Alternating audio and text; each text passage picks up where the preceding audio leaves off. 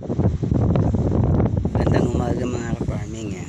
Ito nga pala yung yung ginagawa nating pagtaniman natin ng palay.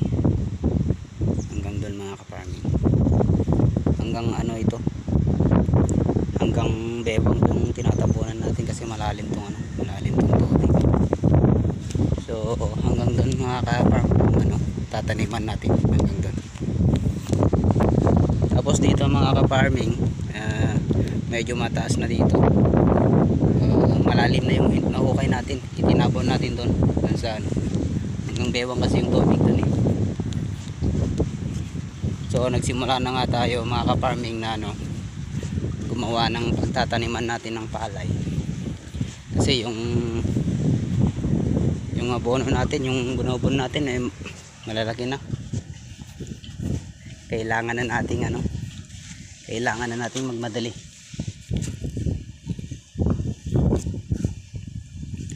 Kasi kung hindi tayo magmamadali matatandang mabilis tumanda yung umubon natin hanggang dito pala mga farm yung yung pagtataniman natin. Pero konti pa lang yung nagawa natin to.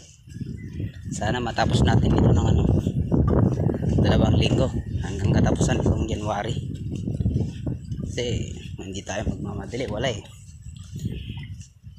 Sabi nga nila, kapag may tiyaga, may nilaga. Kung wala kang tiyaga,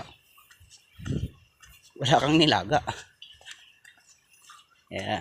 Ito mga ka-farm yung yung bunobon natin, yung palay nating maliliit. Hindi pa natin ito nilagyan ng abono.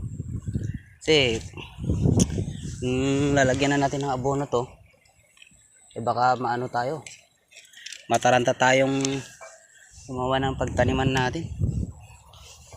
Baka mahirapan tayo. Saka na lang natin na abonohan to pag malapit na tayong matapos dito sa ginagawa natin doon.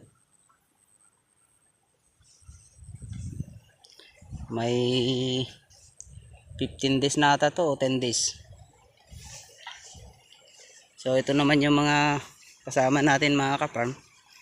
Bale nakapagtanim na sila ng kanilang palay. Dito kasi mga ka-farm sa amin, kung hindi ka gagawa ng paraan ng iyong pagtaniman ng palay, walang makain. Kaya sipag lang dito sa amin mga ka-farm, sipag lang.